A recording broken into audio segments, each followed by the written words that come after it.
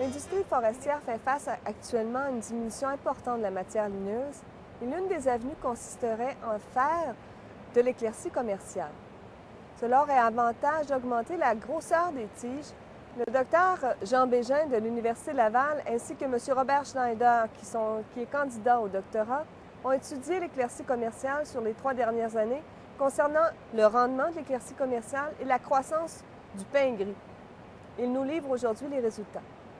On est un peu en période de repenser un peu notre manière de faire en forêt, étant donné que suite à la commission Coulombe et aux aires protégées qui s'en viennent, une certaine réduction de la possibilité forestière et donc se poser la question, est-ce qu'on peut arriver un peu à mitiger cette réduction-là à travers un aménagement forestier un peu plus intensif? On pourrait peut-être considérer l'éclaircie commerciale.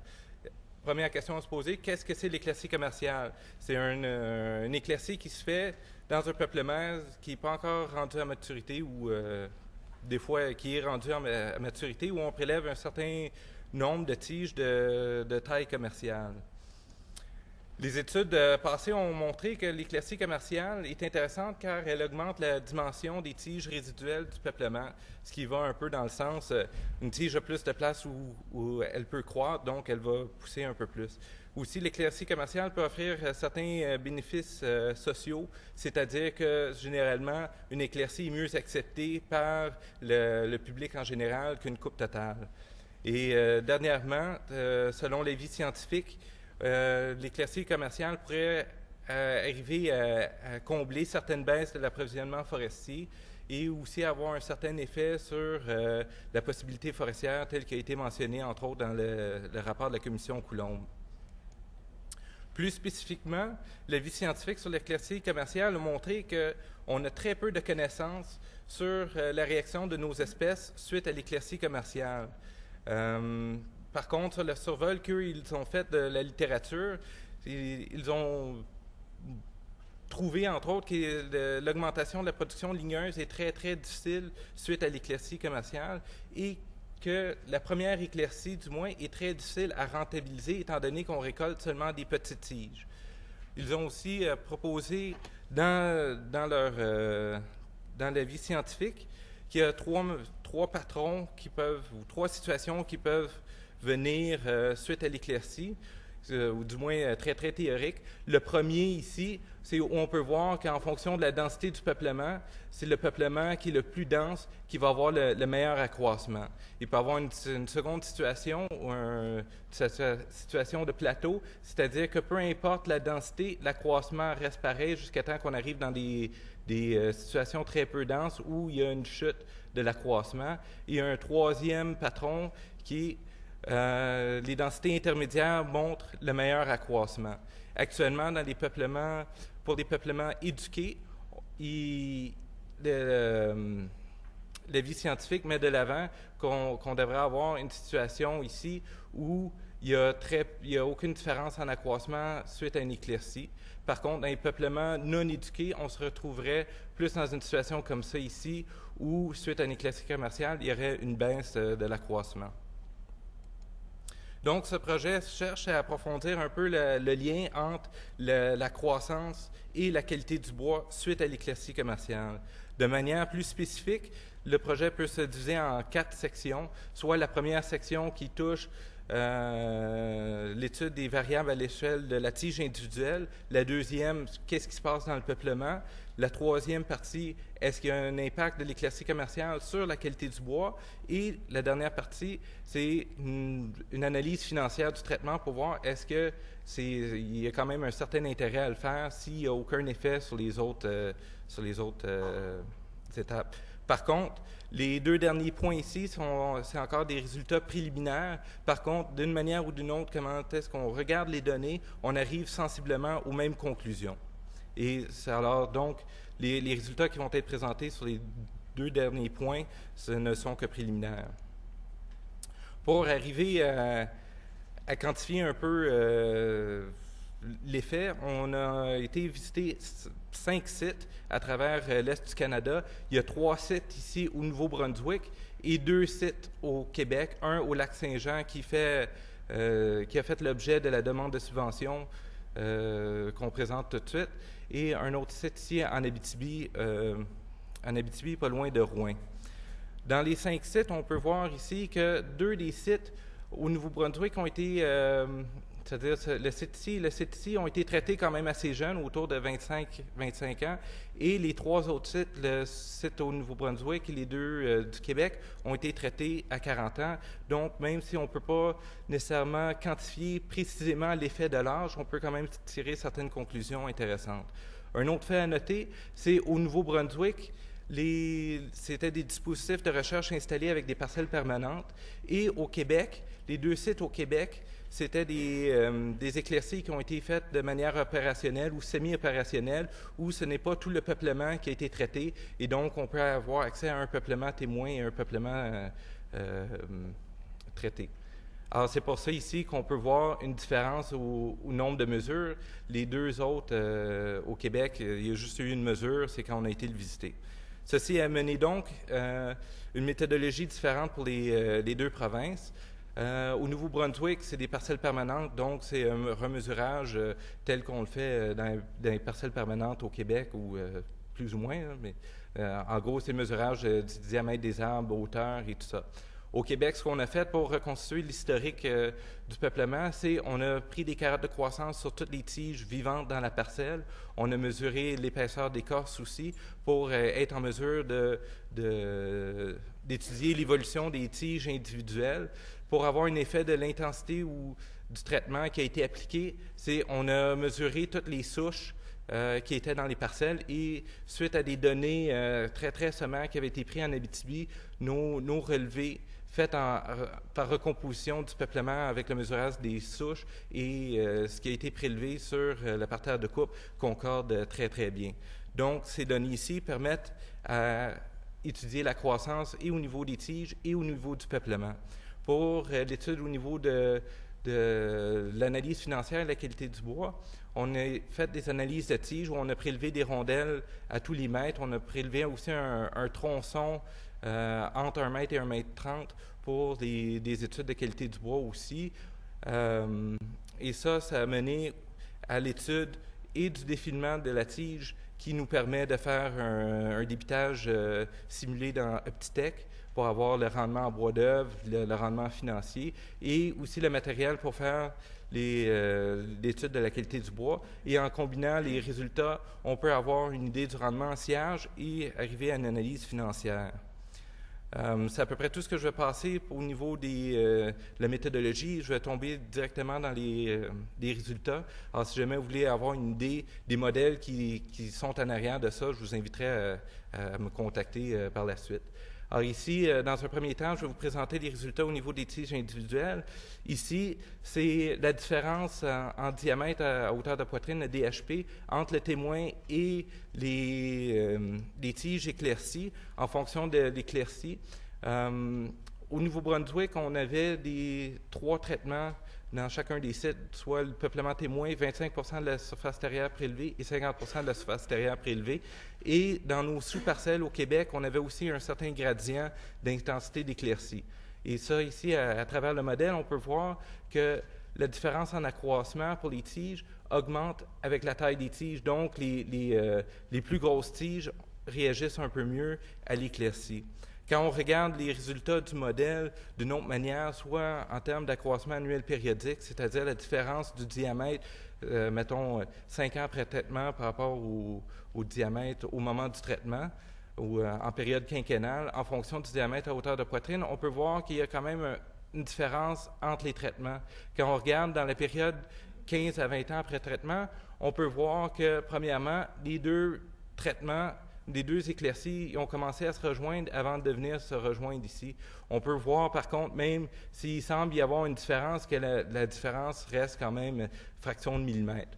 Mais les courbes ici ont tendance, les traités ont tendance à se rejoindre avant de venir se rejoindre aux témoins.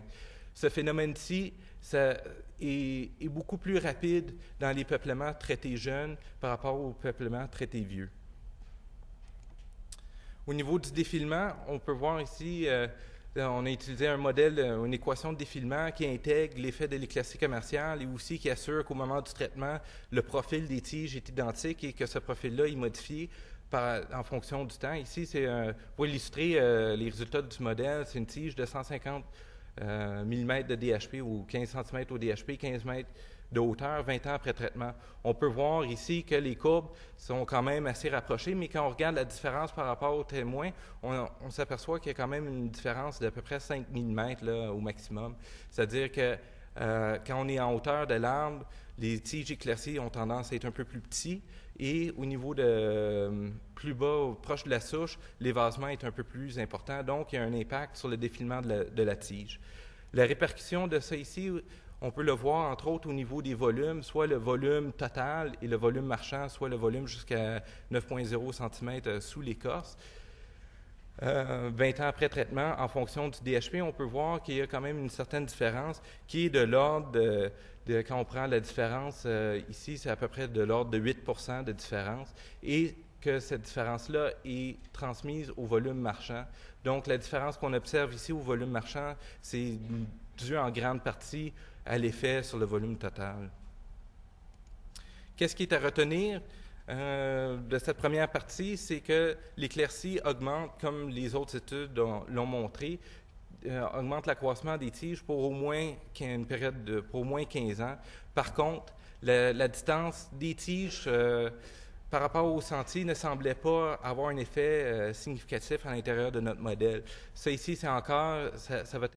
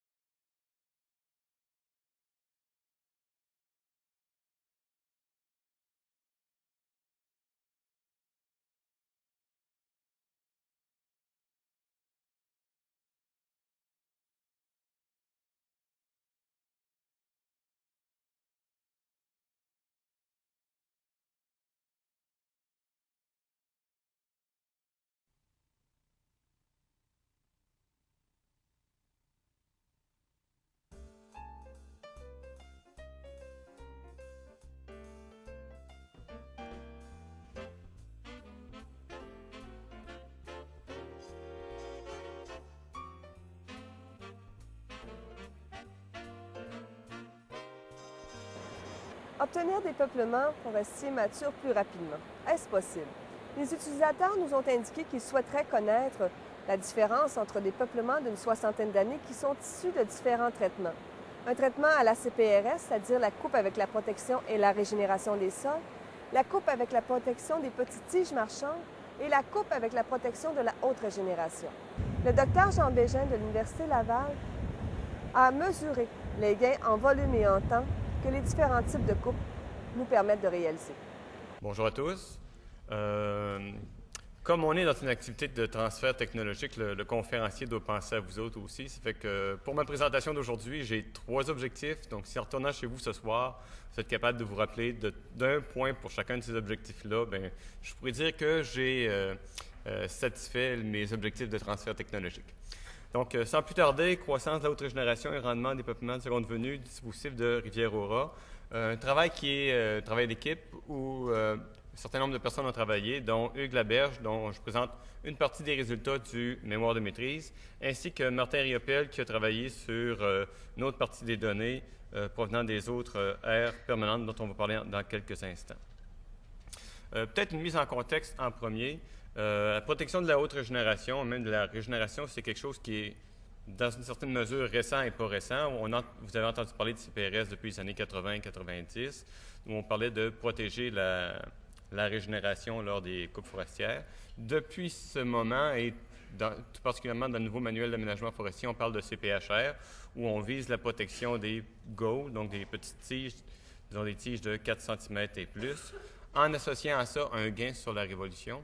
Et de la même façon, dans le manuel d'aménagement forestier, il y a une nouvelle terminologie qui est rentrée, celle de la coupe avec protection des petites tiges marchandes, qu'on appelle CPPTM, qui vise la protection, dans les situations où c'est approprié de le faire, des tiges des classes de diamètre de 2 à 14 cm en vue de fournir un peuplement qui pourrait être récolté sur une révolution raccourcie. Dans le manuel, on parle d'un gain de 10 ans sur la révolution.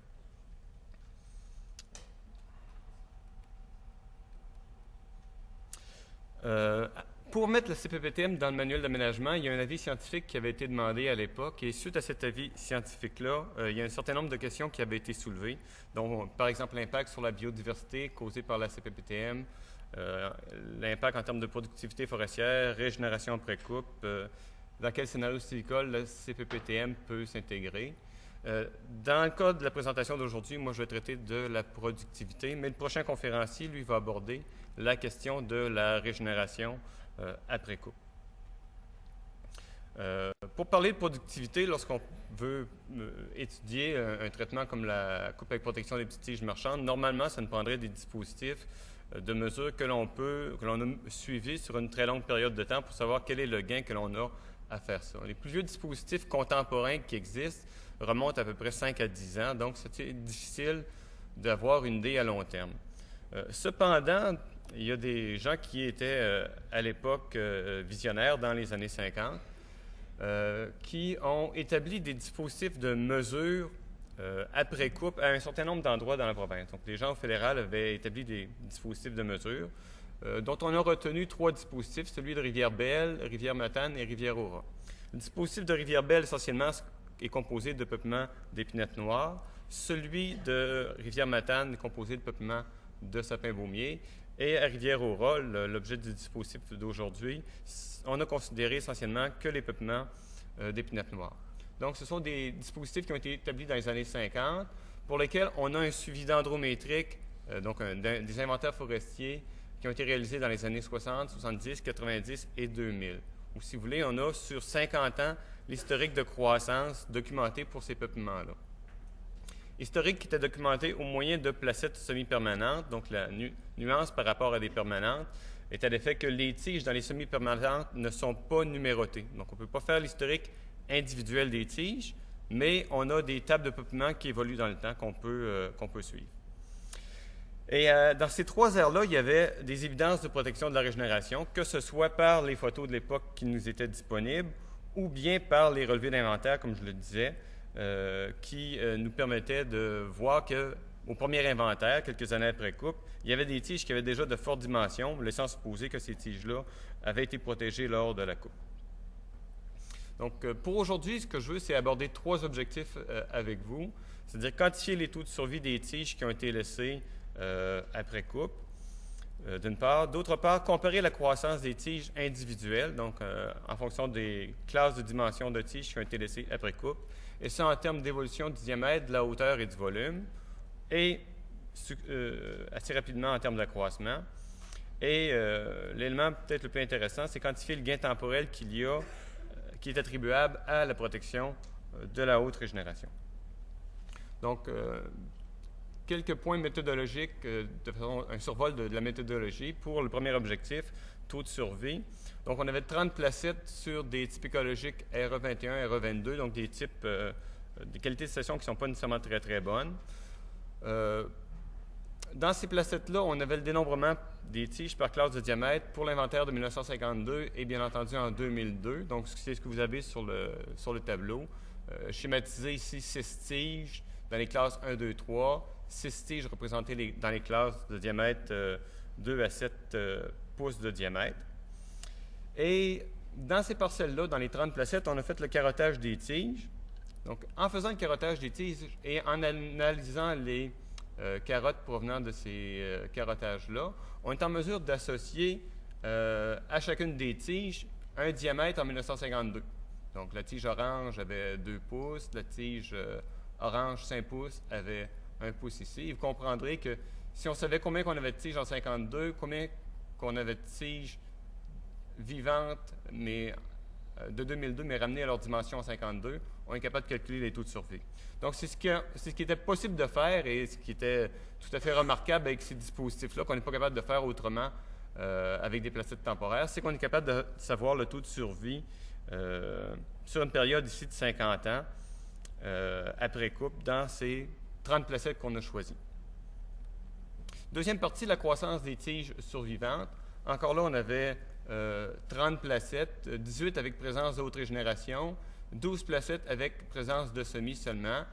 Ces 12 placettes-là, c'était pour comparer la croissance des semis sans tiges plus grosses qui pouvaient les supprimer, les opprimer. Donc, pour voir si la croissance des semis ici pouvait se comparer à celle des semis qu'on retrouve dans les placettes où il y a présence de haute régénération. Résultat que je ne présenterai pas aujourd'hui parce que je n'ai pas le temps. Toujours sur des stations pas très riches en termes de qualité, donc des stations RE21, RE22. Et dans ces placettes-là, ce qu'on a fait, c'était de façon systématique, donc il n'y avait pas de biais dans le choix des tiges. C'est 16 tiges choisies de façon systématique dans les placettes échantillons. Finalement, l'évolution de la production et du gain temporel, on avait à notre disposition un total de 83 placettes échantillons pour lesquelles on avait le dénombrement par classe de diamètre à différents moments dans le temps, c'est-à-dire dans les années 50, 60, 90 et 2000. Et dans ces placettes-là, en complément, on a fait un inventaire écologique pour associer à chacune des placettes un type écologique particulier. Notre hypothèse de travail est à l'effet que de protéger la haute régénération nous fournit un gain temporel, et ce gain-là, on le suppose comme étant le suivant. Donc, on a un tableau, une figure ici qui nous présente l'évolution du volume résineux en fonction du temps depuis la coupe. La courbe orange représentant, par exemple, l'évolution après une CPRS. Donc, si on protège des tiges de plus forte dimension et que ces tiges-là survivent et se développent avantageusement dans le temps, on peut poser l'hypothèse qu'on va avoir un décalage dans le temps de la courbe de production. Et ce décalage-là, c'est le gain temporel que l'on aurait à protéger la haute régénération. Donc, c'est l'hypothèse de travail qu'on avait. Et donc, ça nous fournit ce gain-là. Gain que l'on a cherché à calibrer, quantifier au moyen d'une équation mathématique. Là, je vous évite tous les détails. Je veux juste insister sur un élément en particulier, qui est le suivant, c'est-à-dire notre translation latérale des courbes de production que l'on a vues sur le graphique précédent peut se mesurer à partir de cet élément-là dans l'équation, c'est-à-dire un coefficient qui est calculé au moyen de logiciels statistiques, et en plus de ça, une variable qui caractérise la dimension de la haute régénération qui a été protégée au moment de la coupe.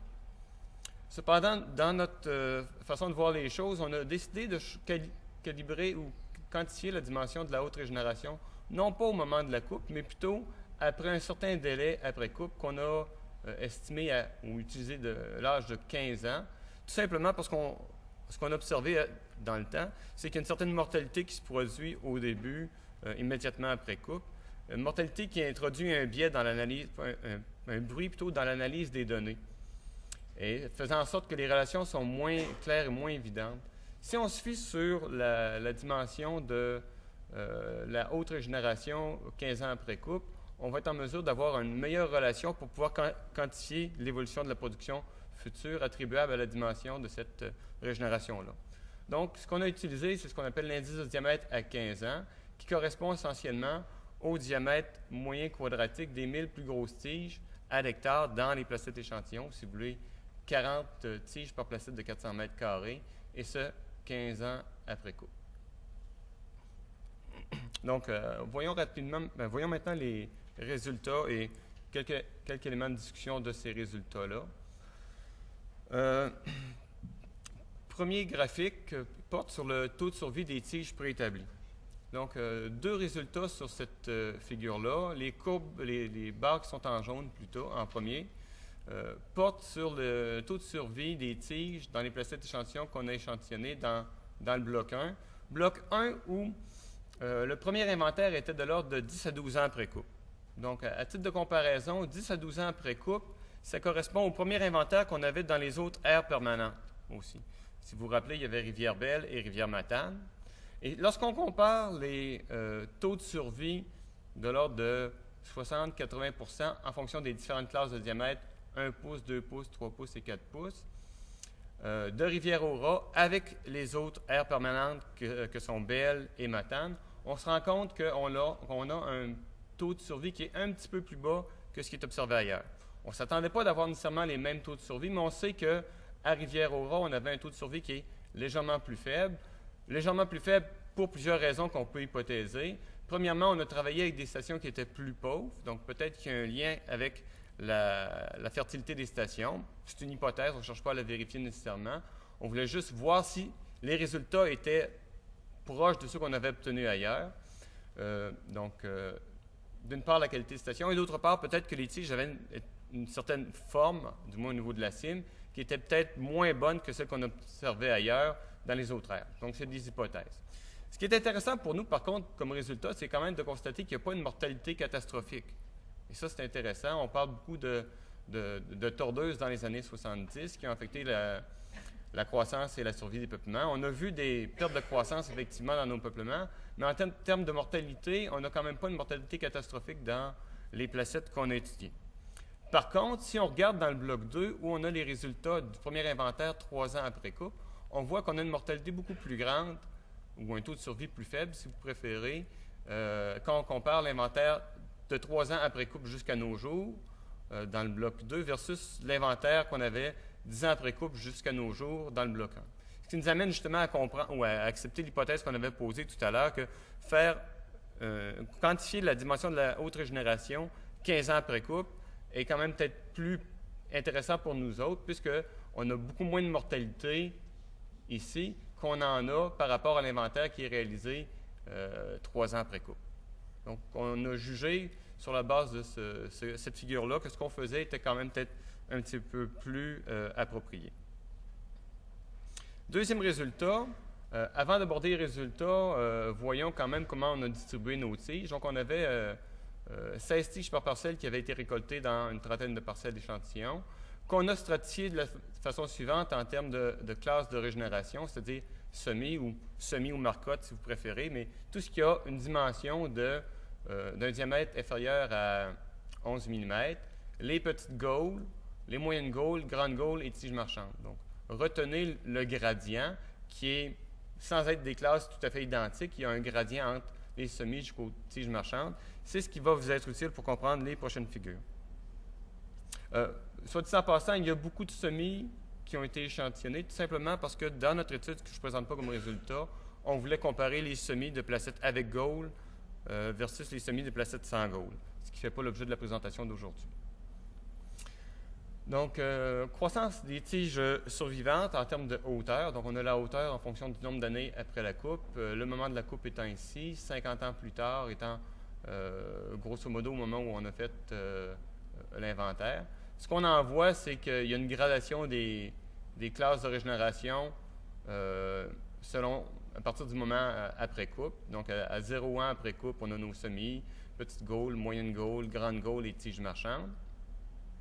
Et ce qu'on observe, c'est que cette hiérarchie des courbes, qui était évidente au départ pour les tiges survivantes, se maintient dans le temps. Donc, à la fin, on voit que nos tiges qui étaient les plus hautes demeurent les plus hautes et les tiges qui étaient les plus petites demeurent les plus petites.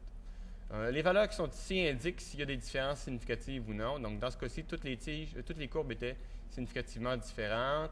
De la même façon, ici, toutes les courbes rouge, verte, bleu, noir et jaune étaient significativement différentes. Et on voit que pour certaines courbes, donc la verte, les petites gaules et les moyennes gaules, il n'y a plus de différence significative en termes de hauteur entre ces classes-là 50 ans après la coupe. Ce à quoi on peut s'attendre, et c'est effectivement ce qu'on a observé dans d'autres aires permanentes, c'est qu'il y a un rapprochement des courbes faisant en sorte qu'à certains moments donnés, certaines courbes ne sont plus significativement différentes les unes des autres. Cependant, la hiérarchie des courbes, elle, se maintient dans le temps. Le résultat n'est pas présenté, mais je peux vous indiquer que le point qui est ici, c'est-à-dire la hauteur des semis à 50 ans, n'est pas ou très peu affectée par la présence des tiges qui sont plus grandes. Donc, quand on compare la hauteur des semis dans les placettes où il y avait présence de gaules et de petites tiges marchandes, avec la hauteur des semis dans les placettes où il n'y en avait pas, où il y avait uniquement des semis, on a des courbes qui se superposent étroitement. Même résultat en termes de diamètre, pour ceux qui sont plus visuels en termes de diamètre, on voit que 50 ans après coupe, on a des tiges de l'ordre de 17 cm de diamètre pour les tiges marchandes, alors que nos semis, eux, ont des dimensions de l'ordre d'un 11 cm. Donc, nos tiges marchandes ont gardé leur avantage ou leur supériorité en termes de dimension dans le temps. Et on retrouve toujours encore notre hiérarchie des courbes, donc les tiges marchandes, grande gaule, moyenne gaule, petite gaule et les semis. Les différences significatives, dans certains cas, disparaissent plus rapidement, ou si vous voulez, les petites gaules et moyennes gaules se ressemblent ou ne se distinguent plus ici dès 30 ans. Et bien entendu, à 50 ans, elles sont identiques. En termes de volume, on retrouve le même comportement, vous comprendrez. Le volume étant une fonction du diamètre et de la hauteur. Donc, même chose, les petites gaules et les moyennes gaules ne sont plus significativement différentes dès l'âge de 30 ans et se superposent pratiquement rendus à 50 ans. Cependant, le patron est toujours le même. Il y a une hiérarchie des courbes qui correspond à la hiérarchie des dimensions initiales qu'on avait observées entre les semis, différentes gaules et tiges marchandes.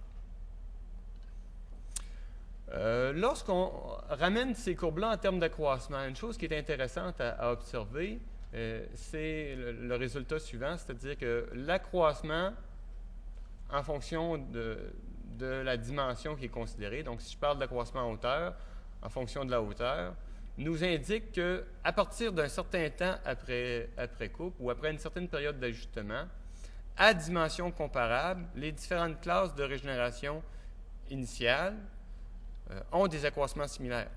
Donc, bien entendu, les semis ici avaient un certain accroissement à une certaine hauteur, les petites gaules avaient un accroissement inférieur, mais une fois que le temps passe, donc je vous rappelle, semis, petite gaule, moyenne gaule, grande gaule, tige marchande, à partir d'un certain temps, ces courbes-là ont toute une courbe ou une évolution de l'accroissement en hauteur en fonction ou à hauteur comparable qui s'apparente à celle des semis. Donc, ça revient à dire qu'après une certaine période d'ajustement, ces tiges-là vont avoir des accroissements qui ne diffèrent pas de ceux qu'auraient des semis de même dimension. Donc, si vous voulez, les tiges s'adaptent et une fois adaptées, ont des accroissements similaires à ceux des semis. Troisième partie, la production et le gain temporel. On avait 83 placettes, donc du tout venant, de toute qualité de station, tout type écologique, avec lesquelles on devait fonctionner. En cours d'analyse, on s'est rendu compte qu'il était opportun de fractionner l'échantillonnage en termes de qualité de station ou de type écologique ou de groupe écologique plutôt, pour mieux analyser les données. Donc, essentiellement, ce que l'on a fait, c'est qu'on a regroupé nos placettes échantillons en 3 classes. La classe qui est en jaune ici, orange et rouge. J'essaie rapidement de vous dire ce qu'il en est. Donc, essentiellement, on a des pessières à sapin, des pessières à mousse à éricacée, mais sur station mésique, des pessières à mousse et éricacée sur station subhydrique. Mais dans ces 3 groupes-là qui font partie de la première classe, la proportion d'éricacée, c'est ça qui est important, est inférieure à 40 %. Donc, pessière à sapin, pessière à mousse et éricacée, station mésique, station subhydrique. Ici, vous avez le type écologique avec le nombre d'unités échantillonnales correspondantes. Là.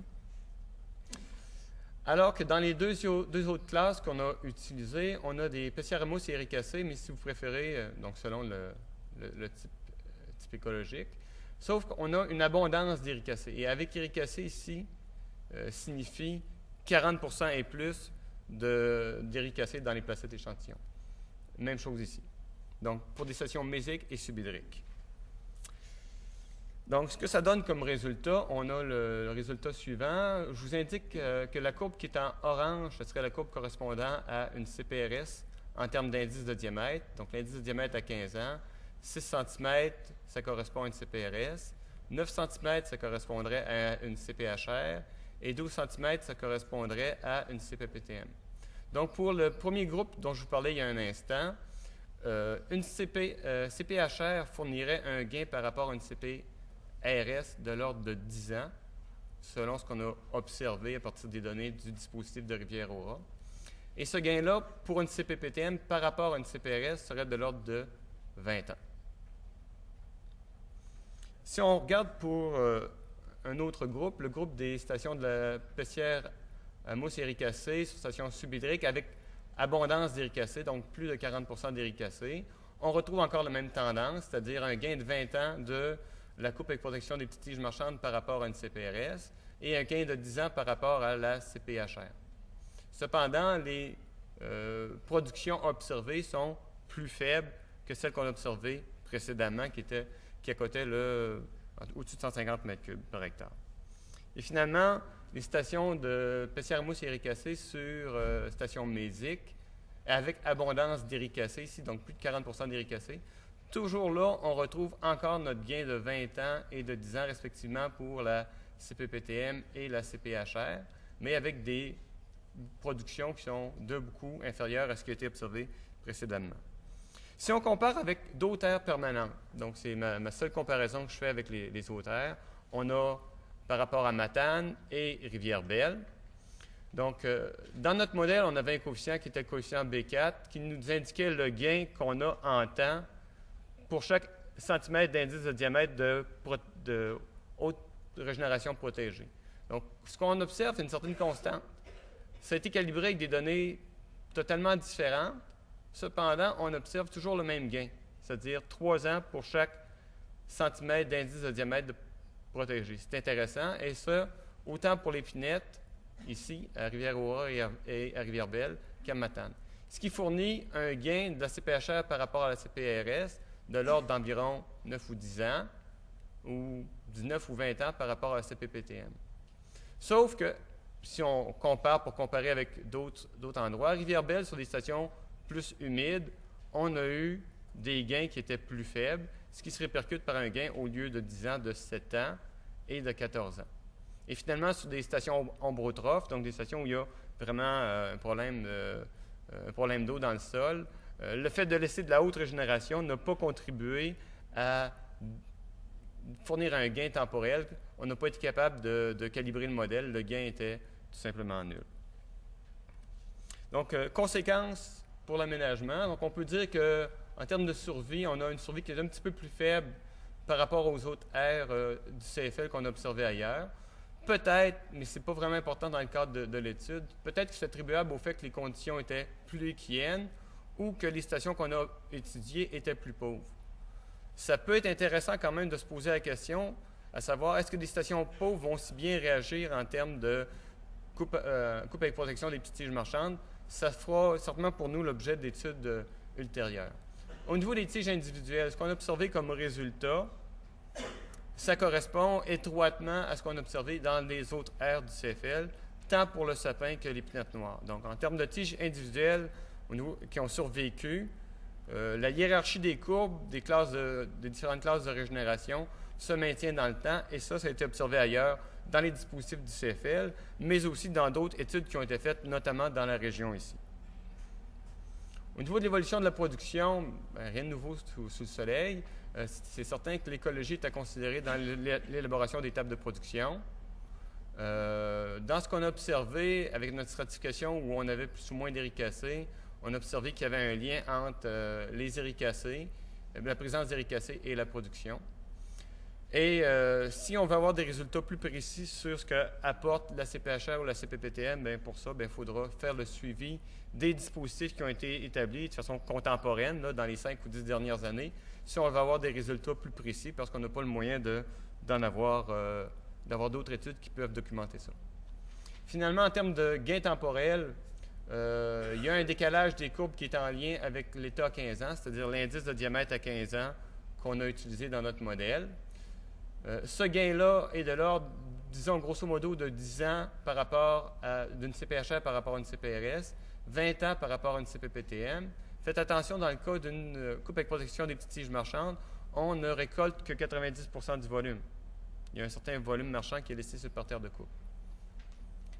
Tout ça est conditionnel au fait que la CPHR ou la CPPTM soit réussie à 15 ans. Ce n'est pas juste le fait de faire une CPPTM ou une CPHR maintenant qui fait en sorte qu'on va avoir un gain temporel plus tard. Il faut encore que les tiges qu'on laisse survivent et par rapport au modèle qu'on a calibré, qu'elles survivent 15 ans.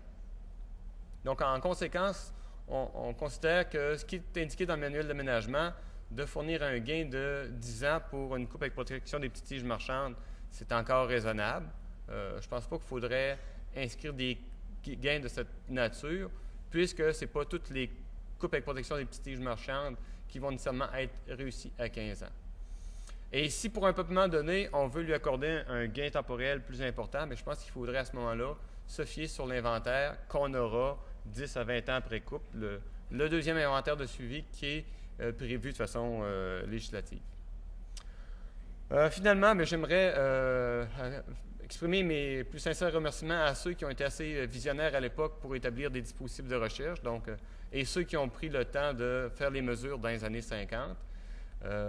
J'aimerais aussi remercier Ressources naturelles Canada qui nous a prêté les données à partir desquelles on a pu faire ces analyses-là. Et finalement, le Fonds de recherche sur la nature et technologie, le Fonds de recherche forestière du Saguenay et Lac-Saint-Jean, qui nous ont permis de se déplacer avec des véhicules qui étaient différents de ceux que vous avez à l'écran. Robert Schneider également pour sa participation à l'analyse des données. Merci. Le Fonds de la recherche forestière du Saguenay-Lac-Saint-Jean a investi jusqu'à 5 millions de dollars en recherche sur la forêt boréale. Le renouvellement de ce financement est essentiel si nous voulons continuer de faire de la recherche sur la forêt boréale.